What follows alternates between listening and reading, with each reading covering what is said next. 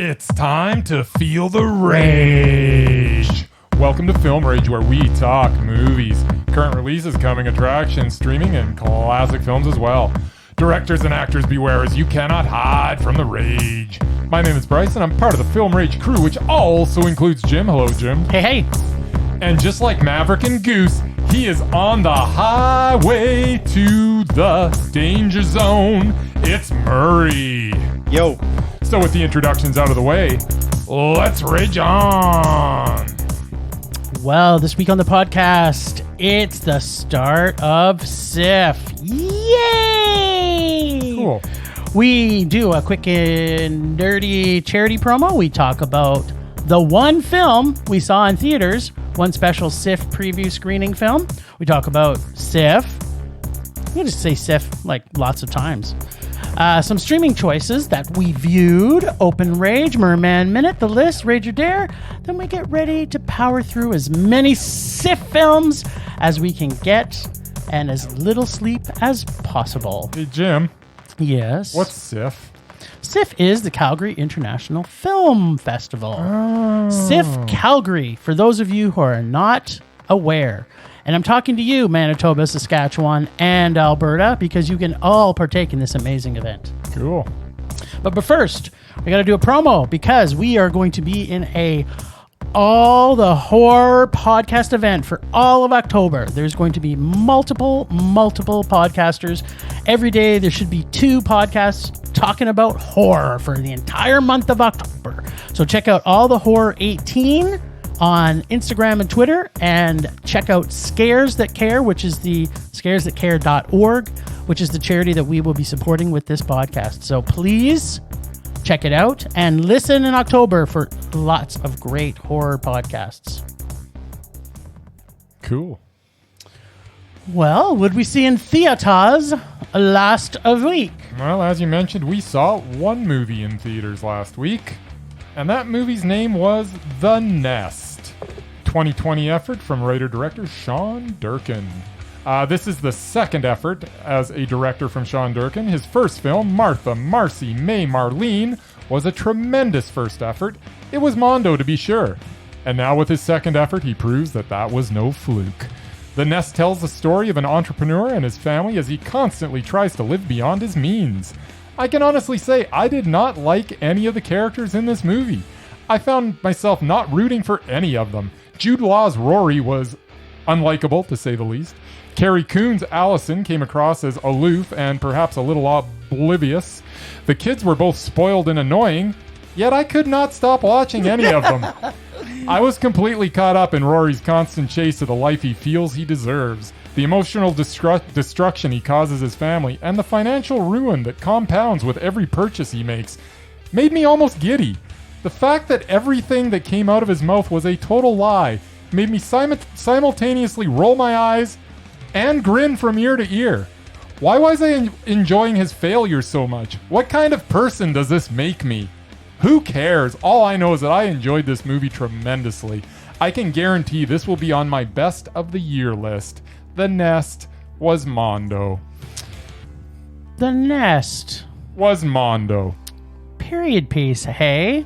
Sure was. And this one, I don't care what you say, had to take place then. Okay, well, let me just say what I'm going to say before you get all antsy in your pantsy. I feel like I need to defend things No, you before don't. you even start to talk. You need to shut the hell up and just sit back and enjoy the ride. All ears. All right, that's a first. Well, let's get this out of the way right off. I agree. This movie had to be in this era for it to work. Or at least in an era similar to the timeline, as most of the issues with the family dynamics, which makes up the better part of this movie, would be gone if everyone had a cell phone. So yes, without them, their lack of communication is explained by this period piece. Glad I got that finally off my chest. Second, I have already seen the best marriage story this year. Last year. And it was called Marriage Story. Last year. I think we saw it this year, didn't we? No, because it was on our best of the year for last year. Was it? But did we see it last year or did we see it this year? We saw it last year. Okay, well, That's I saw why it. it was in our best of I saw it- 2019. I saw it again this year because I liked it so much. All right. I've also seen the best marriage story ever made. So, and it's called Marriage Story, and it's not called The Nest. Jude Law was amazing, as always, in every movie that he's in.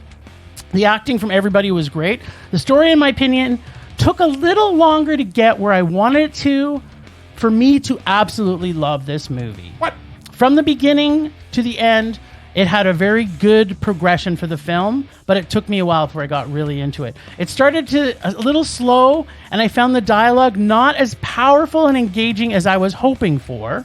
The personalities of the characters seemed a little stifled and really did not open up until they crossed the pond. So in my opinion, the first part in the US side before they got to the UK wasn't as strong a part of the film. I found it was just kind of floundering for me. So upon discovery, it was a period piece and a slow build. I had my biases already heightened. This film had a gradual breaking down my biases as the story eventually developed to where I was fully enjoying this film. I did, for the most part of the film, find it predictable, but some not so annoying because of it, even though it was predictable. I wasn't hating that so much. I didn't end up really liking this film. I did think the ending was great, even though it was a hopeful ending. Favorite line: go get into your bed and play with yourself. It's a good line. It was a great line. Good advice, Yeah, too. she tells her like 11 Her 11-year-old brother that. Super awesome. Gets a Jude Law Superman crush, horse murdering, high meh. Couldn't get to Mondo, buddy. What? Sorry. Nope, couldn't do it. You're just wrong in this case. I don't think so. Let's hear what Murray has to say. Murray, you were sitting with me seeing this movie. Murray, please tell us your thoughts on The Nest. Was I there? I don't remember. Did you fall asleep a couple times? I didn't. I thought about it a few times. This film was slow. Yeah. I do not like slow. Wait, is this going to get a rage? Are we I'm going to get also the first trifecta of the year? Not a big fan of Jude Law. Oh. According to Sean Penn, he's a very talented actor, but I have yet to see it because I don't like him in anything. Well, he was not likable in this movie. For Yeah, sure. no, I absolutely He did was not at his like him at best. all. That is actually kind of the sign of a good actor. Like Yes. him at all. Okay, but did this make you rage? Because this could actually make me super excited. If this movie made you rage, I gave it a meh, and Bruce. Who's Bruce? No, you forgot my name earlier. I just remembered your name. Oh, it's because I'm looking at Mr. Potato. Potato is Bruce. Bryce gave it a Mondo. Then that would be the first trifecta I think we've ever had. Armando with the guarantee that this will be on my top 10 for the year. Well, And this might be a rage for I'm Murray happy that for might be you. on his worst movies of the year. Start Come on, something Murray. I didn't like. It was too slow. It was almost a 2-hour Sounds like a movie. rage. And the first hour and a half, to me, just went nowhere. Please It tell was me it so was a It good. rage. just got worse and worse. I got Please more tell and me. more depressed. Please What tell are me it you was a talking rage. about? Murray, please tell me it was a ended rage. on such a hopeful note. No, it did not end up in a hopeful. Murray, please tell me it was a I rage. like happy endings. That was not a happy ending. I'm sorry. It was a happy ending for Bryce. He looks like he had a maybe. major joygasm after the Yeah, movie. well, the only thing that prevented it from being a rage No, don't for say me it. was Carrie Coon was awesome. Carrie Coon She was was awesome. awesome. She had a good performance. So I you're hate- saying I hated the kids and hated Jude Yeah, Law, so that's the point. everybody It- hates everybody it in this is a movie. That was very- what they were no. going for. Okay, so you're not giving I it a rage. also hated them all. I am not giving it a rage. Aw, damn I'm it. giving it a very low meh. was- That's saddening. This was one of the best movies of the year. Okay, so can you... No, it wasn't. But Yeah, so it can, was. can we just talk a little bit about the horse? I mean, we Okay. don't want to obviously spoil it, but they did a pretty good job burying it. How did it get to... Did it climb its way out of its dead hole? Were you I not don't watching know. the movie? Yes, I was. It just got unearthed. Did you not see how desperate Jude Law was? Yeah. Did you not hear him discuss the fact that maybe they should dig it No, up? no, I got that. You think Okay. he went and dug it up? I think that he thought But they that, didn't... They don't have to show everything, Jim. No, I know. They don't have to connect every dot for you. Sometimes No, you I got to got use your it. brain. No, I I know. guarantee that he was so desperate for money, He needed to find He out. figured he if was the going to death go of his dig up the horse. That he could sue somebody about this. Yeah, because yeah, he yeah. brought that up. Yeah, I know. I got that. And that's why. Yeah, I didn't do a very good job of digging it No, up. it really didn't. No, he did a great job of digging it up. He didn't do a good job of burying it again. You're confused. Yeah, well, that wasn't very clear. So I didn't think How that was part. that not clear? It wasn't that clear. What, did you think the horse just dug his way out? I had no clue. I thought, Oh, okay. is there like earthquakes Oh, my that happen there? There's the other problem I had with this thing. Thank you for reminding me. There you go. I knew. The description of the movie led me to believe there was something supernatural happening with that freaking mansion they were living at.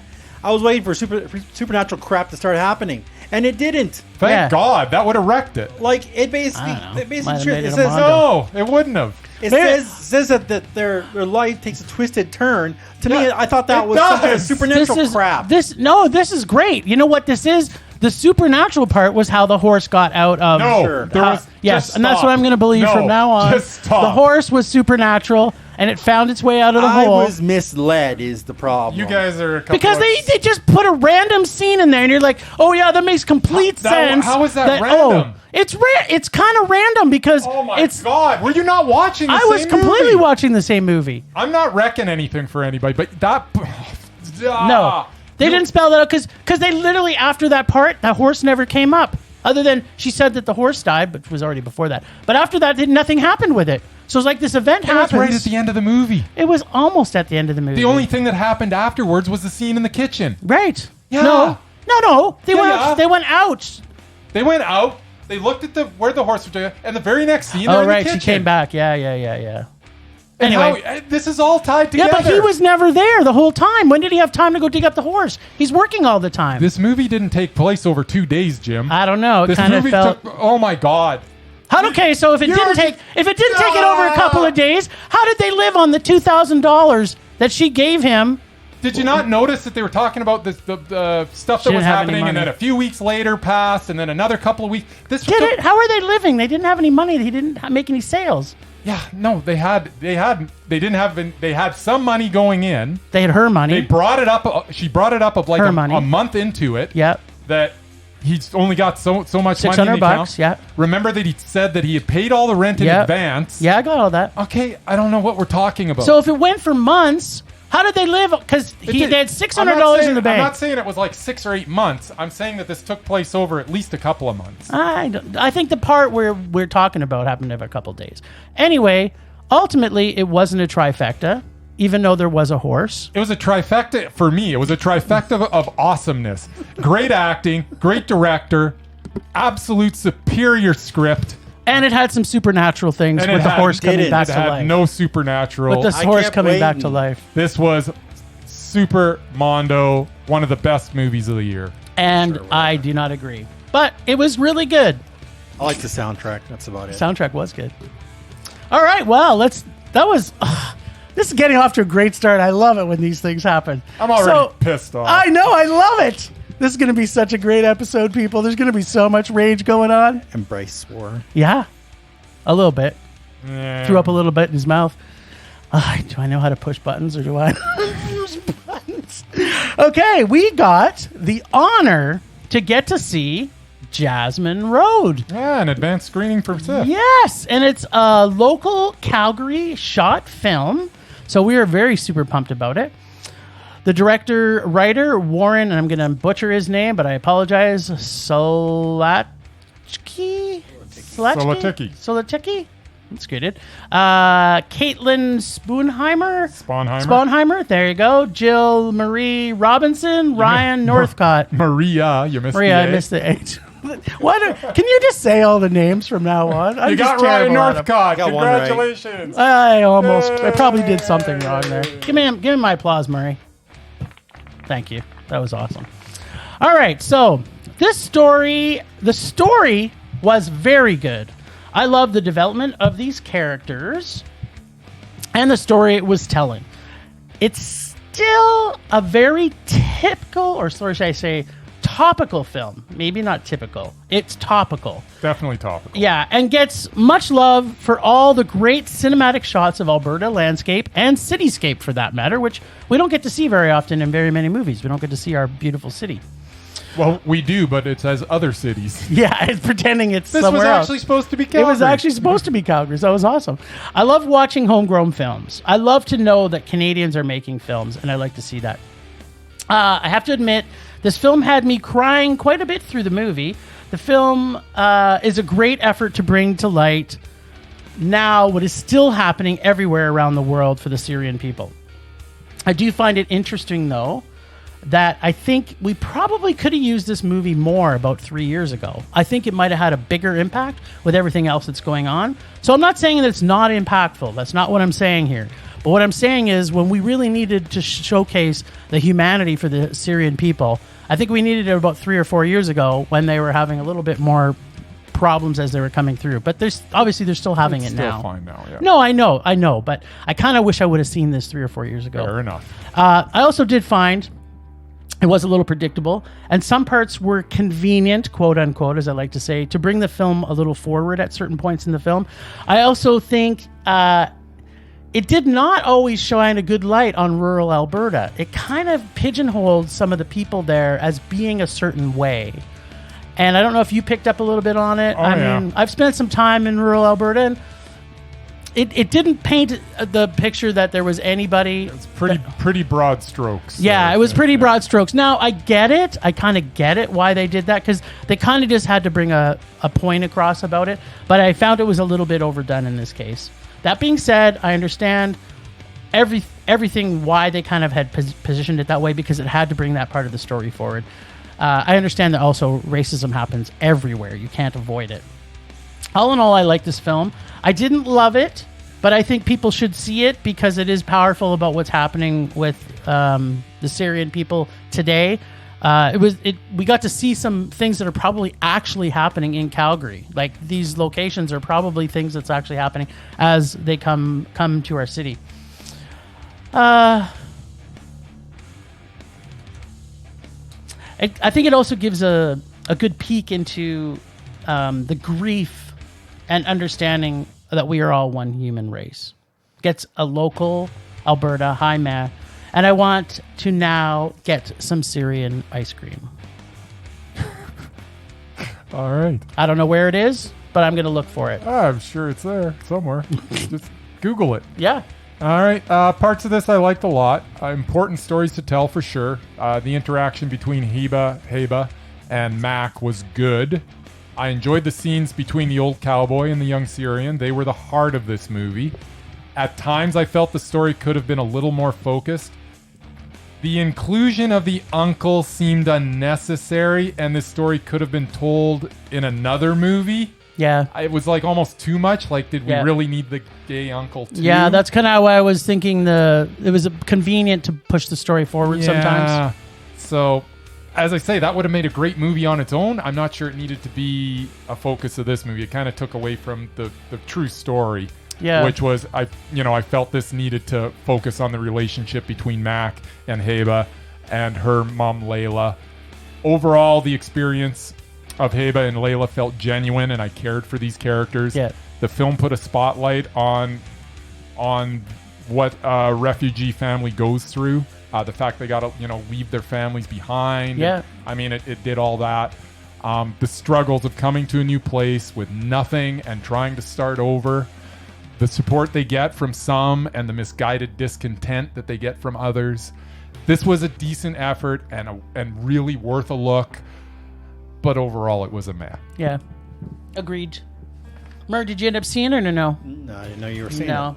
it. You didn't mention it to me, but Well, it gets in our email, so if you read that, you'd know. yeah, But that's okay. Who reads emails? There you go. That's why. Damn emails. Always getting in the way, don't they, buddy? Emails. You know emails. Emails, what's that? Exactly. Well, we're going to talk now about the CIFF. What's the CIFF again? CIFF is the Calgary International Film Fest, which can be found at calgaryfilm.ca. I don't believe that's right. We'll just double check it. Murray's got his fingers on the pulse of everything. CIFFcalgary.ca. Yeah, the old site was Calgary. Yeah, I mean, here's the thing, a great thing about social media too. If you go on Twitter, if you go on Instagram, if you go on Facebook, just search CIFF Calgary and it'll pop up. So everybody in Alberta, I'm going to say it again, Alberta, Manitoba, and Saskatchewan, check it out because they're starting to stream this week. So I'm going to tell you guys a little bit about where you can find FilmRage at when we are oot and a boot. So for our U.S. listeners, unfortunately, you may not get to access some of these because I think they're geo-blocked to those 3 provinces. But it doesn't mean, because we're going to be talking about these films will be playing in other festivals probably across U.S. that you'll be able to access. A lot will get picked up and get main releases. The bigger ones will get distributed. So you should still be listening to us because we're going to tell you the straight goods. All right, so our schedule for this coming week, September 24th, Thursday, we're seeing The Human Factor. Thursday, September 4th, we're also going to see My Heart Can't Beat Unless You Tell It To. We're going to see... This is all in theater. In theater. These are the ones we're going to be at theater. So if you're looking at CIFF's schedule and you want to say, hey, I want to meet those FilmRage guys because they seem like douchebags and maybe I'll say hi to them. Punch one of them in the face. Kick ass and punch dicks with them. Yeah, that'd be where we're at. Friday, September 25th, we're going to be seeing Me and Me. Friday, September 25th, we're seeing Jumbo.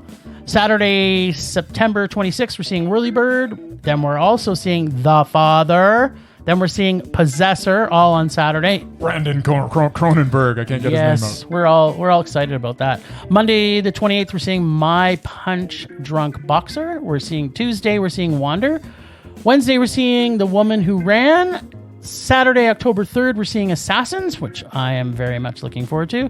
And then Saturday, October 3rd as well, we're seeing The Truffle Hunters, which Bryce is very excited about. I am very excited about that one. All right. Pass the baton.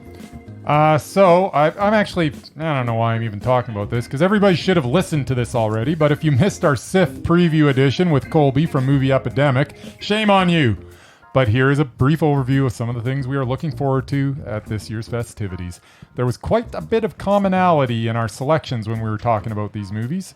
3 out of 4 of us were looking forward to Falling, which is a directorial debut from Viggo Mortensen. Sweet. The new effort from Brandon Cronenberg, Possessor, made its way onto 2 of our lists, as well as Assassins, which is about the murder of Kim Jong-un's half-brother. Other most anticipated picks included U.S. Kids from Jim, Eat Wheaties from Murray, Jumbo from Movie Epidemic host Colby, and Babenko, Tell Me When I Die from yours truly. Looks like a pretty stacked lineup at the festival this year, with a little something for everyone. For more selections for this year's festival, click on episode 46, the Calgary International Film Festival Preview Edition. We talked for about, 15 minutes or so about what 20, we're looking forward to. 100 minutes. It's worth a listen. It is worth a listen. I just want to add to what you're saying, too. So Murray, who's been looking at all the schedules the last little while, has said that a lot of these things are selling out. So all the theater ones have almost all sold out, right, Mur? A lot of them. Yeah, so if you have not picked up your tickets for the in theaters and you want to see them, do that right away. And Bryce, you were saying earlier today that even the online ones might have limited amount of people that can see it. Yeah, is that true? There's I think there's 2 or 3 or 4 screenings or movies that actually have a online limit, which sounds insane, but apparently that's a thing. Most of the movies, once you purchase it, you can actually watch for the duration of the film festival. Right. It's not like the Toronto International Film Festival where you had like a day and then it was gone. Yeah. There's a few of them apparently where they do have a 48-hour block, but I'm pretty sure that's all upfront about it. And but a lot of them, you know what? If you want to watch it, get it, and then you got the whole week to watch it. Yeah, good point. All right, Mur, what you got, baby? Tell us some CIFF stuff. Well, as you may or may not know, I used to be a volunteer. You are a volunteer. Well, yes and no. I am a screener. Oh, just yes. I'm Yeah, a it's just yes. previewer now. Yeah, there you I'm go. no longer on the front lines, Oh. which is where I enjoyed. You're not an being. essential worker is what you're saying. Yes, I'm a non-essential worker right now. But yeah, for 12 years, I did pretty much everything with CIFF. That's where Jim and I met. We were both team leaders. We led the volunteers. It was lots of fun. Lots of late night screenings. It was awesome. And then I kind of took a step back a couple of years ago, and I've been a previewer for the last few years.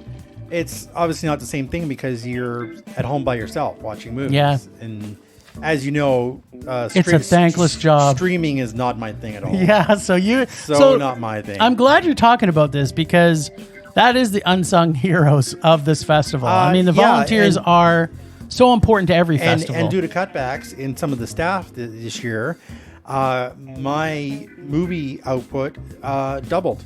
Wow. So yeah, I actually saw 106 films this year. 106. That's just one category. Wow, And out of man. that, 4 got picked. wow. So yeah, it's hard because there's a lot of stuff that isn't very good, and you have to get through it all anyway. But I enjoy doing it. It was a lot of. It's a lot of work. And So yeah, but I'm not going to be volunteering for this year's festival. you're going to enjoy it. Last year, I actually worked for them. I got to work in the projection booth. That was a lot of fun.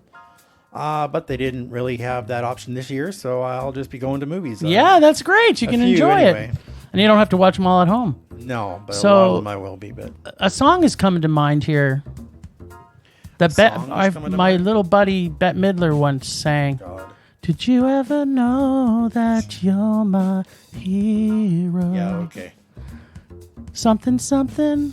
Bryce, come on. You're everything I I wish wish I I could could be. It's like Flyer something. than If I an keep eagle. flying higher than an eagle, 'cause you are the wind beneath our wings. All right. Fly, fly, fly. All right, enough of that crap. Whatever. Whatever, Bette Midler. She makes me cry. Wish we knew the words better. Yeah, whatever. You know what she doesn't do, though? How much do we listen to Bette Midler? She doesn't make you dance. No. Oh no, she don't.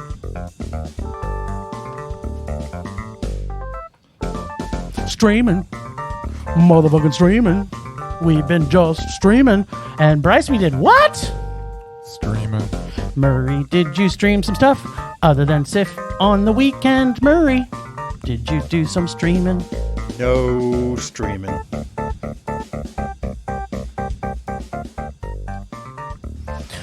I just love to dance. Well, we got to stream The Babysitter, Killer Queen on Netflix. 2 years after Cole survived a satanic blood cult, he's living another nightmare. High school. Oh, high school. Scary stuff, kids. 3D House of Stewardesses. And the demons from his past still making his life hell. And this is directed by McG again.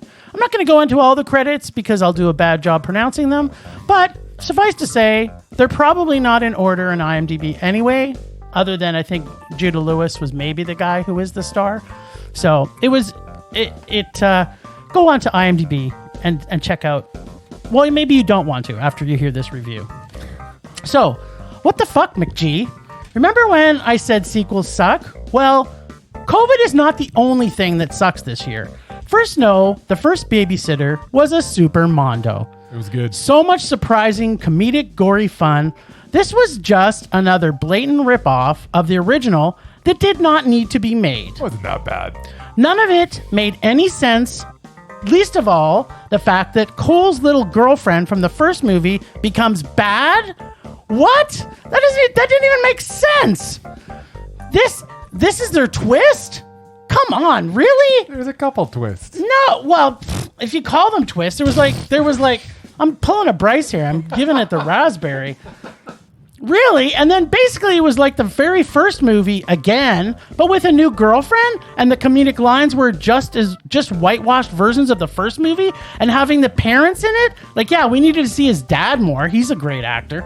And he's kind of funny. And they added no value and was not funny. Ugh. I did love every single re-murder, though. I'm not calling them murders. They're re-murders. That was actually pretty fun.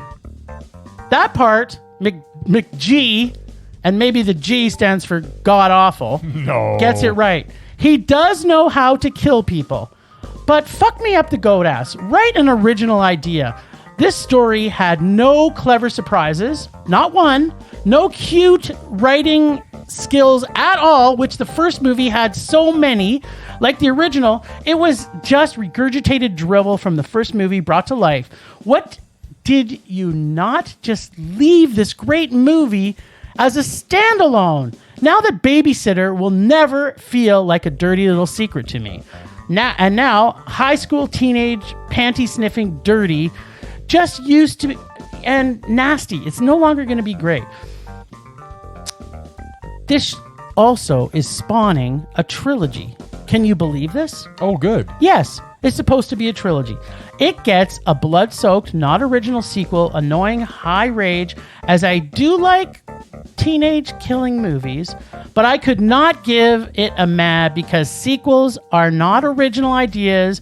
They make me rage. And everything about this, including the ending, was awful. This destroy the awful type. Destroy the franchise type awful. Oh, and one more thing. Not even one favorite line. Not one. Not one favorite line in the entire movie. Oh, well. And it made me cry a little bit. Yeah.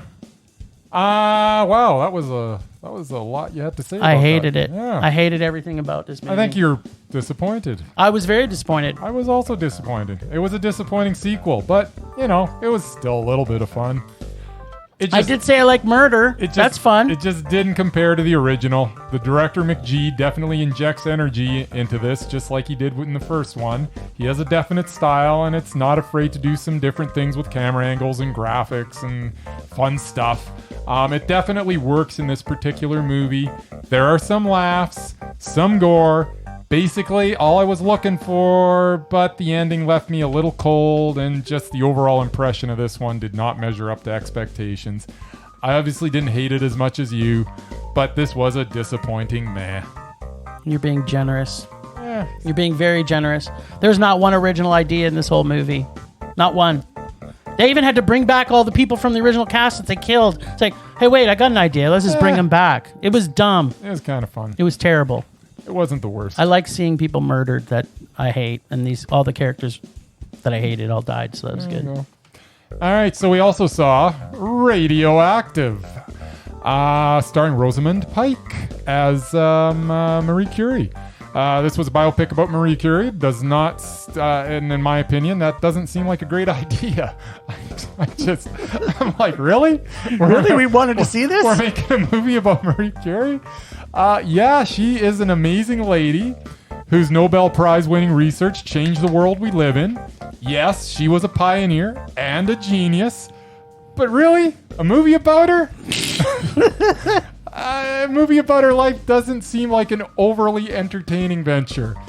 However, I was entertained. A little? Mildly. Rosamund Pike carries the film as Marie Curie. Her performance was solid. The script introduced me to Marie Curie like I had not been before, because I've never really seen any dramatization about her before. The script was also solid. Everything was solid here. It was a professionally made movie. Well, you're reaching, buddy. You're totally... It was in focus. Holy reaching. It was okay. It was obviously made with people that were being paid. Okay, listeners, open your dictionaries and look up the word reaching. And there's a picture of Bryce trying to review Radioactive. So here's the thing. I liked it more than I thought I might. Okay. But that still makes it a solid meh. Okay. Really? Okay. Is this movie a love story? Or a discovery of radioactivity? Yes. Apparently, even angry, unapproachable people can find love and science. Wow. Gives me hope. Yeah, no, talk about unapproachable. Apparently, if they said it once, they must have said it 5 times. And I quote, "We discovered radioactivity." Interesting fact that on nobelprize.org, it says this: the discovery of radioactivity by Henri Becquerel in 1896 inspired the Curies, in their brilliant research and analysis, which led to the isolation of polonium. But then later in a speech, gives the credit to Henri. They basically talk for the first part of the movie as, we discovered radioactivity. I'm like, did they kind of drop the ball in the writing here? Like, you can't run around saying you invented radioactivity when you didn't. It was actually somebody else. And then you changed that story later on. It was confusing to me. So I'm not sure who discovered what in this movie they made. I like the backward and forward in time aspect of the film. I like the nuclear explosion and the melting mannequin scene. That was awesome. Yeah. I loved how science looked like pouring beakers from one beaker to another beaker. Whenever you saw them doing science, it was like, oh, look, I'm holding a beaker and I'm going to pour it into another beaker. Science. Yeah, there's a lot of beakers. That was so... That way we knew they were in the lab. Beaker-tastic, Otherwise maybe? they might have been in a kitchen. We Okay, wouldn't so know. is it beaker-tastic or beakerific? It can be either. Okay. They're actually synonymous. So I'm also not a fan of how they rushed things, like after her husband dies, how long was it that she waited before she hooked up with someone else? This was not the Marie Curie that I wanted to see in the first part of this movie. It seemed like it was trying to rush too many things into the movie and not enough focused on her brilliance. There was a scandal that she actually had during her life, for sure, and they really did not get across her true brilliance, I think. Strength and character for the entire movie. Biopics, for the most part, are normally painful at the best of times. If they capture the essence of what I feel the real person is, I can actually forgive them. So I was kind of torn because at times I felt it did and at other times it didn't. I did enjoy it the longer the film progressed. I felt that she found her sea legs, for lack of a better word. And I did feel Rosalind Pike did a fantastic job, but she could not get me to a Mondo on this. This gets a biopic, could have been much better. In fact, I wish I would have seen a better documentary about it instead of the one that I watched, man. There we go. We agree. I love Curie, and the favorite line is, I find it easy to observe when I'm not talking. Yeah. That was like, and that was kind of the turn on for her good, husband. That's good advice for you, by the Yeah, way, Jim. exactly. Okay, that's probably why I liked it so much. Anyway, yeah, solid meh. Solid meh. Now I want to see a documentary. Can someone make a documentary about her that I could actually enjoy? That'd be good, nice. All right, so we also saw Ravage. Ravage, video on demand. Which is a LWKAAPD. I don't know what that means. Ladies who kick ass and punch dicks. Oh, yeah. Music killer. Second intro with credits was also killer. Not a fan of prequels that go back and tell a story, so I started to get real worried. The sound was very cool, though. The sound was very cool. Bruce Dern was super cool. As usual, Annabelle Dexter-Jones did a good job playing a great LWKAAPD. Uh-huh. But the suspense waned and slowed down. I liked that there was not a ton of dialogue, actually. I liked that fact about this movie. And that they made her out to be smart, competent woman. For a while. Which is almost the prequel for an LWKAAPD. This normally it should have started at an 11. Through the film, though, it started to drain from that fantastic 11 as we continued to move forward. Eventually, we already know that she ends up in the hospital. So we also knew a bunch of stuff as it starts to go back. So I was kind of annoyed with that, especially when they brought in the cop. They're like, is he a good guy or bad? No, it's no question that he's a bad guy. We already knew that. How else did you think they found out that you were at the police station? She was so smart. And then all of a sudden, guess what? Her brain just stopped working. The whole cop thing just annoyed. Yeah, no doubt. Plus, the bad guy, and I know we disagree here, the bad guy was just annoying and not creepy at all. I liked him. I fucking hated the actor, and I felt nothing for him. Like, he didn't make me angry. I'm just like, whatever. If he kills her, I don't care, because he's kind of annoying. He's good. Gets a please no sequel, meh. All right. I don't know why I found that so funny. All right. There was a lot of good stuff going on here. Unfortunately, a lot of it was already revealed in the trailer. Yes. The reverse fishing scene was awesome. Yes. Some of the kills in this were well thought out and executed. Awesome. Really, there was a lot of entertaining stuff here. Bruce Dern was amazing as usual. However, for the 1 minute he was... Well, exactly. However, we needed a lot more of Bruce Dern. Our hero was played by Annabelle Dexter-Jones, who was very good in this role.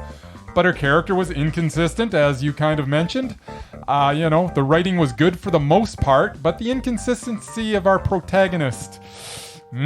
She goes from smart to dumb. Really quick. With no conceivable reason.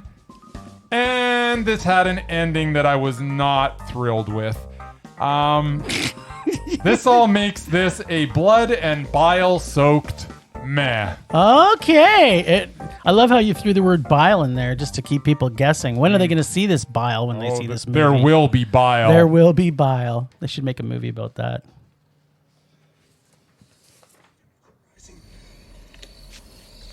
Vision blurring. Rage taking over. It's always my intention to not have my rage go on too long. But I don't know why.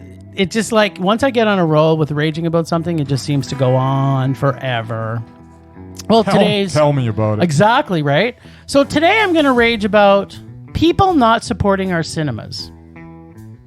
But they still go everywhere else. As an example, I went to the Science Center recently. And they have one of those dome theaters in the thing. So I figured, what's the most people we've seen in a movie theater since we started going back to movies? Was it 12? Is that the number we can? No, we went to one movie that had 30. Which one was that? That was, Was it the Globe? Wasn't it Tenet? No, that was the... Oh, was it Tenet? No, it was the Canada, Alberta one. At the Canyon Meadows. There were 30 people in the theater. Oh, yeah, Alive. It was crazy. Alive. Yeah, right? Alive. Yeah. Okay, so yeah, that was great. But why is it that I go to the Science Center and it's almost full? Like, I'm like, what the hell, people? All the people with their kids? Like, I guess they figure, we can go back to school and nobody wears masks and cares about kids running around passing COVID back and forth, like the baseball in the playground. But yeah, we can't get people to go and support Tenet to get it to. It still hasn't. I checked the other day and it still hasn't made its money back yet. Yeah, well. And yet we got all these kids coming to the Science Center, plus restaurants, plus bars. Like, the UK had to actually re-implement other shutdown measures because idiots are overpacking the bars. Yeah, we still can't get people in the theaters. What the hell? The only good thing about my rage this week is Murray has given me hope with him telling me that a lot of the stuff in theaters at CIFF is sold out. So this is a really positive sign. And maybe it's just film lovers that have been going, and we've been waiting for this festival for a long time. Also, I think drive-ins were doing well because people were able to separate. But come on, people. Get back in the theaters. It's safe. They have a lot of great measures. Dr. Bogosh is on a couple of commercials for, Is that his name? for Cineplex that he's telling us it's safe to go if you do the right things.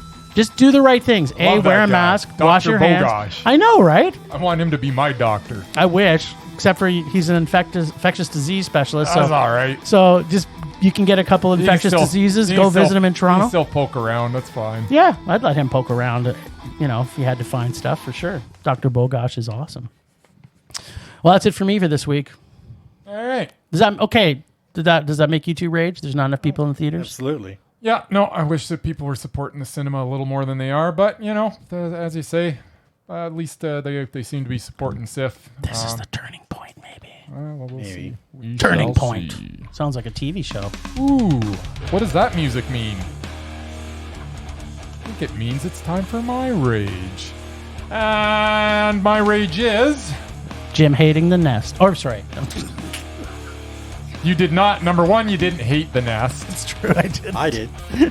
No, you didn't. You gave it a meh. Sorry, Bryce. Okay, go on. Funny you talk about the nest though, Jim. Today we reviewed The Nest, which is written and directed by Sean Durkin. This was the second effort from this talented dude. His first effort was back in 2011 when he made the absolutely mondo Martha Marcy May Didn't you Marlene. hear this already? That is 2 movies in 9 years. Oh! That is not I see enough where this for is me. going. A Sorry. point arrives. Yeah. My rage this week is talented directors taking on a ridiculously light work rate. Jonathan Glazer has directed 3 movies. His first movie was in the year 2000. His first movie was Sexy Beast, starring Ben Kingsley, which was a super mondo. Yes, it was. Then we got 2004's Birth, starring Nicole Kidman, which was also a super mondo. Yes, it was. Then we got 2013's Under the Skin, starring Scarlett Johansson, which was also a super mondo. And that is the last time we got anything from Mr. Glazer. Come on, John, I need some more movies from you, as all your efforts are super mondo. And last we have Lynn Ramsey. She has made 4 movies since 1999. That is not enough, especially when you consider those 4 movies are Ratcatcher from 1999, which is mondo. Morvern Callar, starring Samantha Morton from 2002, which is mondo. We need to talk about Kevin, starring the mesmerizing Tilda Swinton from 2011, which is mondo. And then 6 years later, we got 2017's You Were Never Really Here, starring Joaquin Phoenix, which was super mondo. Once again, I'm begging Lynn Ramsey, Jonathan Glazer, and Sean Durkin to make more movies. They've made 9 movies in a combined 50 years. An average of a movie every 5+ years is not enough. My rage may be selfish this week, but I just want talented filmmakers to stay busier. Not to just spoil anything, but usually your rages are selfish. So, I just thought I should remind people of that. They were used to it. Yeah, they're probably used to it. So here's a question, though. I get your rage. Believe me, I do. But have you noticed with your buddy Sean Durkin that not only is he a talented director, but he's also a writer? He's a writer, and he's produced a crap load of things. And Yeah, he's doing a lot. I just want him to direct more because his 2 efforts are awesome. Like, not good. Awesome. One is very awesome. I agree. The other one is pretty good. It's actually a pretty high meh. Yeah, But, whatever. so, I guess the thing is, maybe it takes him time to do the proper writing to get to where he needs to be. And obviously, maybe he's... He writes a lot of stuff and gives it to, like, other people. I would just wish he'd, like, take the... Obviously, unless it's, like, really special to him, he doesn't bother, which I wish he would just make more. I see your point. That we want to have good directors make good films. Like, Yeah. where's Where's Ogden Jenkins' next film? Yeah. I've been waiting for that since last year. There you go. I want one every year from him. Not asking for every year, but every couple be good. Subsiding. Pulse slowing. Anger fading. Bring the chill, Mur. Bring the chill. I'm all about that. All right, Hollywood seems to love nothing better than doing reboots and remakes these days. I guess they figured that the fans of the original were bound to see the new one, even if only out of curiosity. But every movie remake is always compared to the film that came before it. Most of the time, it goes horribly wrong. Sometimes. Most times. First up, we have Carrie. Carrie is a timeless horror film. Over the years, it has had a sequel, a TV movie, and a 2013 remake. While the 2013 one wasn't terrible, it just didn't capture the thrill of the original. They're all gonna laugh at Chloe you. Grace Moretz and Julianne Moore gave it their all, but it just wasn't enough to save the movie. This sounds like a rage to me, Murray. It kind of is. All When right, I love it. King himself heard that Carrie was getting a remake, he said, "Why? The original was so good." Yep. Next up, we have The Longest Yard. I know, a football movie, but it's not. Football, you bet. Really. The original starred Burt Reynolds and a bunch of Jaws and a bunch of former NFL players. Yep. and Jaws was in it. And it was awesome. The tough comedy served as both entertainment and social criticism. Yep. The 2005 remake loses all of the bite of the original, starting with the casting of Adam Sandler. Oh, perfect casting. Too bad the Terrible script wasn't movie. good. Adam Sandler, enough said. Even Adam Sandler couldn't make that script work. Next up, we have Point Break. Point Break 2015 was the remake. Now, Keanu Reeves, Patrick Swayze, two awesome guys, starred in the original. A wildly absurd 90s crime film that's as outrageous as it is entertaining. Yeah, I've watched It's it the again. type of movie that's best left as it is. Silly, bizarre gem in Reeves and Swayze's acting careers. We didn't need another we didn't need another one. No, So we it didn't. wasn't surprising that the remake was described by critics as pointless. Poopy. Pointless break. Pointless poopy. Next up, we have Without Keanu, it's not worth Get it. Carter, which I didn't know there actually was an original. What? There was a second Get Carter? There was an original. Fuck me. The original was 1971. Michael Caine I've seen as them a both. London gangster who plans to avenge his brother. Fast forward 30 years, and Fly. Carter is now a Vegas mobster played by Sylvester Stallone. It was okay. Say what? The reimagining just didn't work at all. Your love of Sylvester Funky Stallone film is was demented. met with negative reviews, and it earned a Razzie nomination for worst remake or sequel. Hi, man. Yeah. You're mentally Then we challenged. have Psycho. Oh god. Ooh. Don't even get Gus me Van started. Sant. A movie is remade because a filmmaker has a fresh take on the story. It's not the case with Psycho. Alfred Hitchcock's thriller is an iconic piece of theater. So what better way to honor it than copy it shot for shot? And, put it in color. That was the point. The only difference was he put it in color. You could have written a new. And Oh different god, don't even cast. get started. Gus Van Produce- Sant was making a statement. Yeah, he was A doing bad something. statement. Anyway, it was neither critical or commercial success. Gus Van It's a good, Sant. good reminder that attempting to recreate a masterpiece won't result in another masterpiece. Gus Van Exactly. Sant would support your rage, by the way. This was the point of him doing this. There you go. That doesn't make And sense. lastly, we have Ben-Hur. Ben-Hur. It was a game changer for historical epic genre. At the time, it had the biggest budget and largest set of any film ever made. Even though they made a remake. I forgot about it. MGM reaped huge rewards and basically saved the company from financial disaster. In addition, it won 11 Academy Awards. It's got the most impressive chariot race in cinematic history. How could the remake possibly live up? Well, it didn't. No. 2016 version, directed by Timur Bekmambetov, Something like how that. that is, isn't able to match the spectacle of the original. Bekmambetov? It has a lack of cohesion, and the chariot race scene is just too much CGI and special effects. No Yeah. wonder it was a box office bomb. I saw it. Well, I'm glad for you. That's all I got. Yeah. It was not good. Ooh. The list. I have a feeling you've got someone you want to put forward this week, bitch. I don't. Oh, well. You just seem so excited about this week. Normally you're like, whatever. It's like, whatever. Okay, yes, I don't. I'm not Because they don't prepared have for it. 8. Give me a second. No, I'm not waiting for you. No, you go ahead. And No, I'm just if you're ready by the time I get there, you can, but you still have to be, you still have to be aware. Yeah. So I'm putting forward somebody that I've been wanting to put on for a while, and that's Michael Stuhlbarg. You guys know Michael Stuhlbarg? No idea. He is. I'm going to start from 2015. Okay. What is he? Miles, let me show you a picture of him. Well, no, what does he do? He's an actor. Okay. Hold on. Just a minute. I want you to be aware of who he is.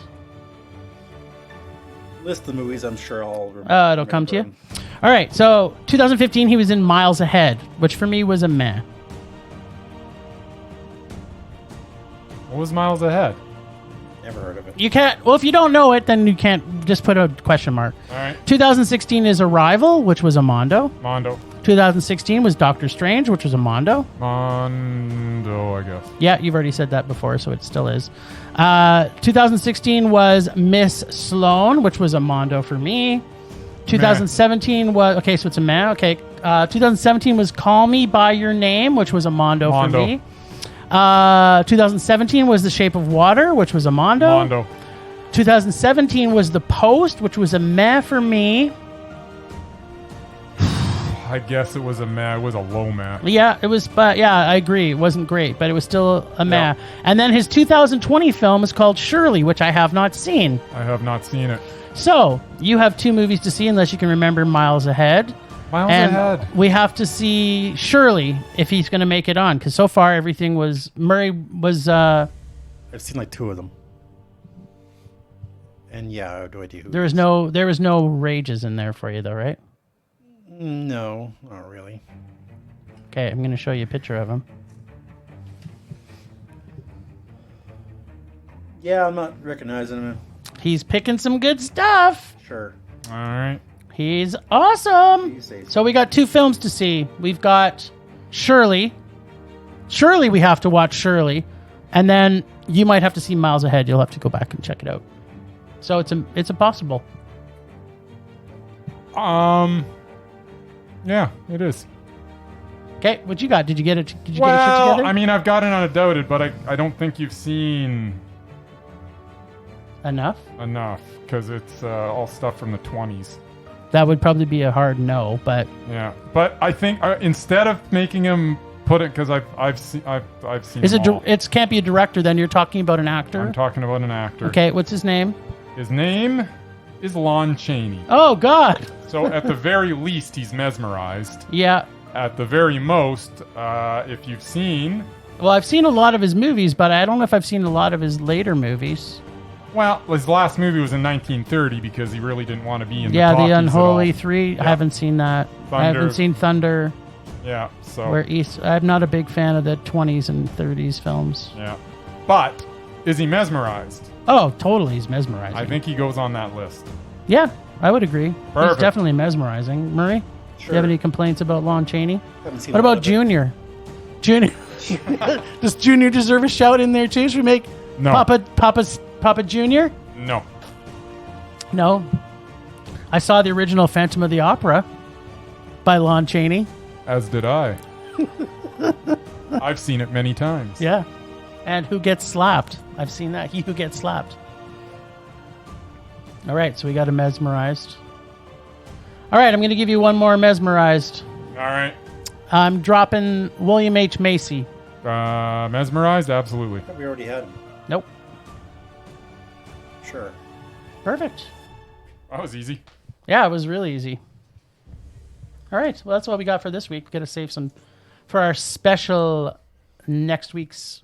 We won't have one for a couple weeks because we're doing CIFF. We are doing CIFF. Man, Yeah. and this is an extra long episode. Man, this is going to be long when we're Yeah, done. no kidding. This one in particular? Yeah, Yeah, the Rage or Dare may last. Well, we're pushing well, an hour actually, already yeah. here. Before we do go into it, Murray, do the intro here. But we've got some changes to the rules, so maybe I'll put that out there first. So we reached out to a lot of you online, and before we had not some consistency in how many times we were choosing enough dare. So we went out to the web and we got a shitload of dares from you listeners. So thank you all who helped out. So we now have a dare bag that you guys on the interweb are daring us to see. So when we come back after the break, the CIFF break, we will have a brand Which new isn't a Rage or break- Dare which list. isn't a break at Not a all. break. No, for it's not a us. break. You guys will still be listening, but we're not going to be talking about our usual stuff. We're just talking about CIFF. All right, pass the ball, Mur. All right, last time on Rage or Dare, the boys pulled out the cinematic and theatrical marvel of modern times when they pulled Phantom of the Opera and learned how fantastic the majesty and spectacle of opera can really be. And Bryce will have to eagerly dive into the cesspool of Jim's bag to find the treasure he buried there and save it for a couple of weeks until we are back from CIFF. Check with the boys and see if the voice of the angel Gerard Butler wins their love for this fantastic opera. Will they wish a giant chandelier dropped on their heads, causing them to never hear again? Check in with Bryce first to see him sing his tune of passion. Either way. All right. 1925's The Phantom of the Opera was a great film. Of the silent era movies, it was one of the standouts. The portrayal of the Phantom by Lon Chaney, along with the way ahead of its time the makeup effects was a cinematic triumph. Lon Chaney embodied the inner turmoil of the Phantom as he pines for the young diva Christine, and his representation will always be the standard to which all other portrayals should aspire to be. The set design and the grand scope of the entire production was something to behold. The reveal of the Phantom's face is one of the greatest reveals in cinematic history.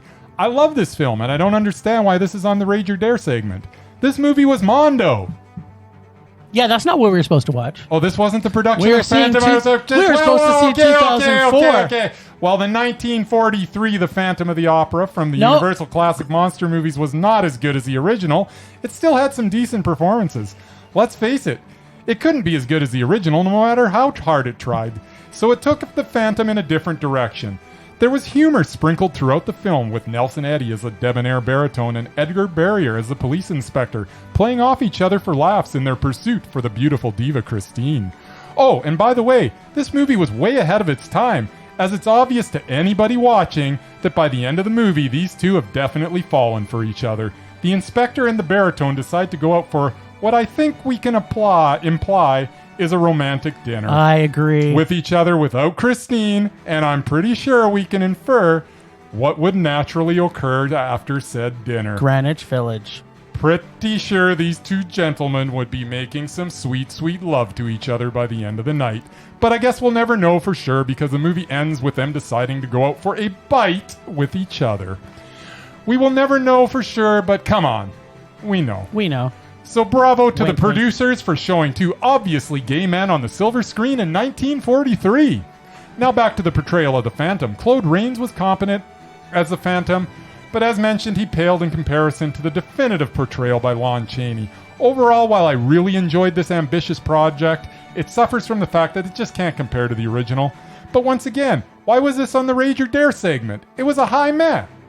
That wasn't the year one we were supposed to watch. Oh, wait, this was not the version I was supposed to watch either? No. Okay, I got it. How many versions did you watch? In 1989, we got the version I'm sure many were waiting for. A more graphic and bloody version of The Phantom of the Opera, starring Robert Englund as our masked friend.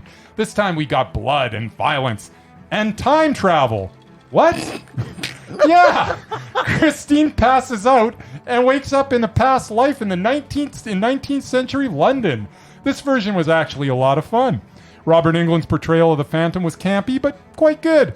I hear they cut the film to avoid an R rating. That is kind of annoying, because if you're going to make a slasher version of the Phantom of the Opera... With Robert Englund, I feel you should be pushing the gore as far as you can. So that it stands out from many other versions of this story.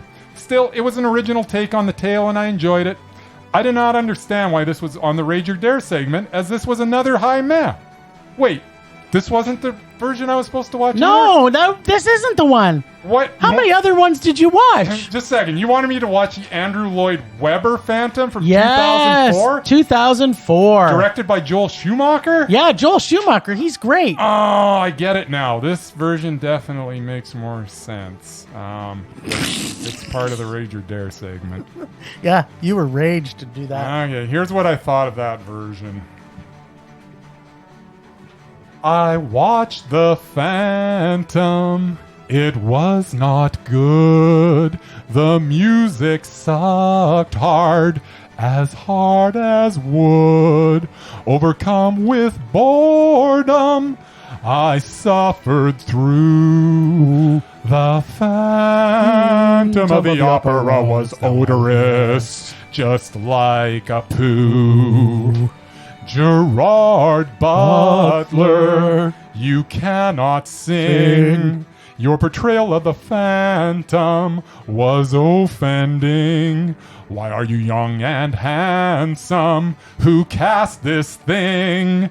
The Phantom of the Opera should be old and withering. Joel Schumacher, how bored were you to make this excrement? to see it through. What were you thinking? Instead of you should have made Falling Down Part 2. The Phantom of the Opera will always be tied to you. Now, in conclusion, this movie sucked. Andrew Lloyd Webber, why didn't you just stop? Stop writing musicals. Stop writing songs. The Phantom of the Opera was a rage. But I will rage on. This was awful. I fell asleep halfway through it. What? No singing? Just like I did in the live production. Only this time I had to go back and watch the part that I fell asleep in. Shame on you, Joel Schumacher, for recreating this bad stage production into a bad movie. Andrew Lloyd Webber offends my ears. Hard rage. Yeah, this may be a 2-hour episode. Wow. First off, wow. You are a better singer than Gerard Butler. I disagree. Who isn't? Oh, wow. I almost feel like I was watching The Wizard of Oz for the first time. Wow. Changes to color out of black and white? See, Bryce? Color is better. As soon as the color came in, it gave that terrible black and white filter they were using a real facelift. Wink, wink. I think I love operas now. How could I ever have not fallen in love with this genre of film? The pageantry, the majesty. Phantom of the Opera is there inside my mind. The Phantom of the Opera was there inside your mind. Yes. And it's never going to leave. Ugh.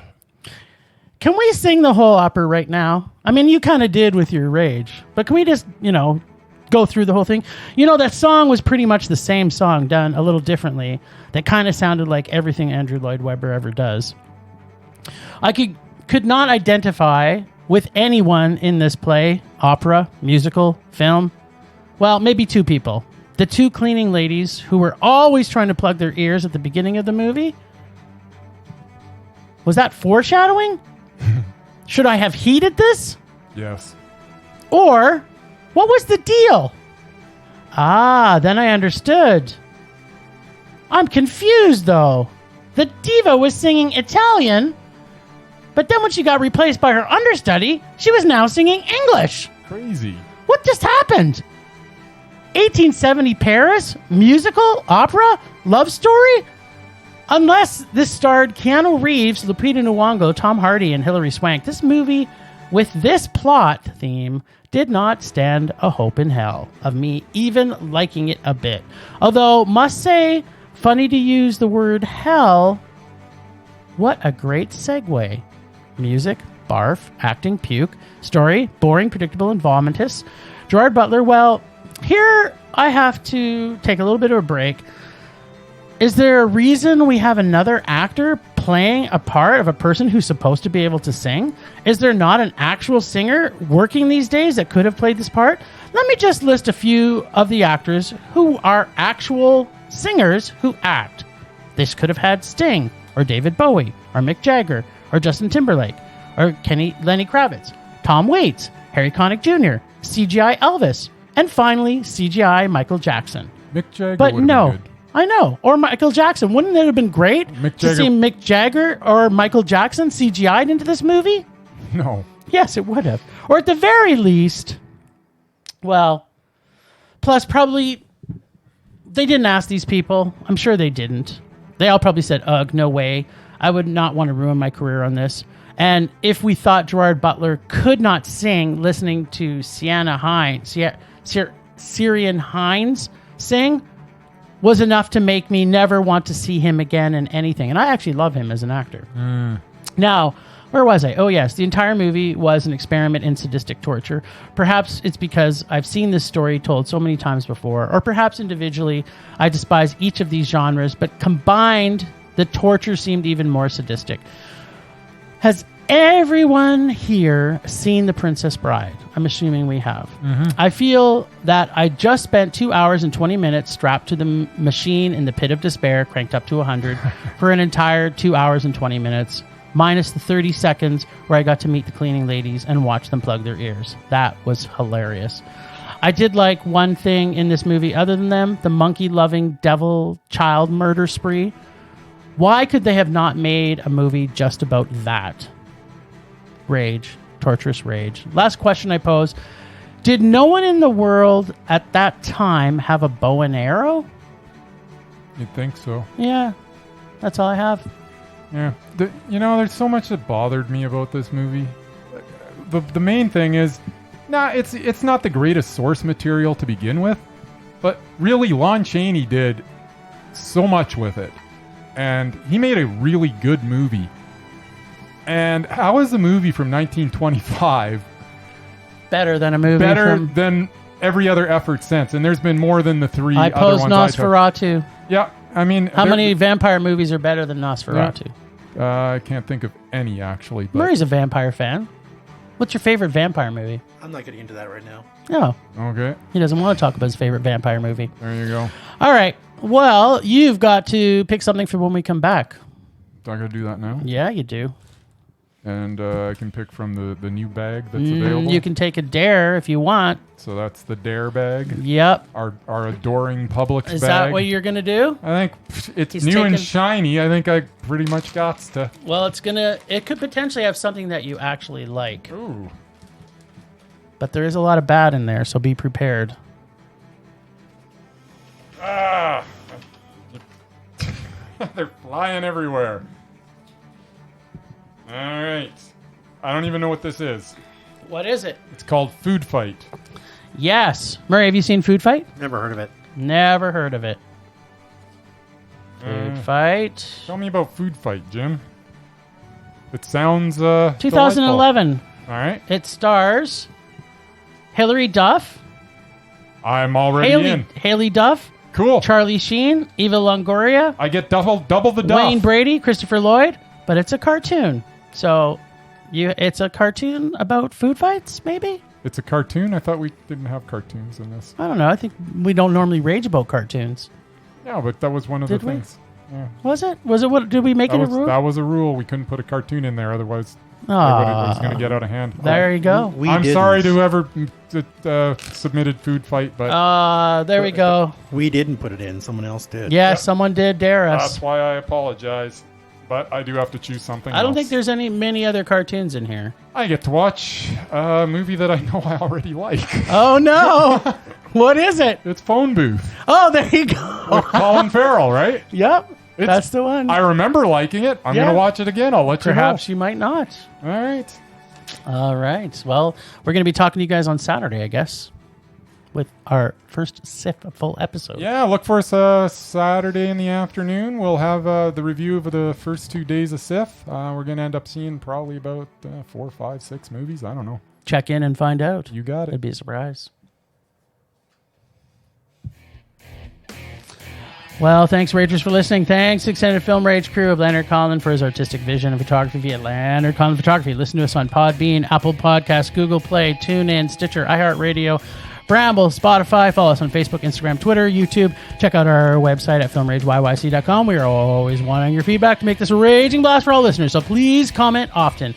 Special thanks to all of our Ragers who gave us some new Dare Bag. We're so excited.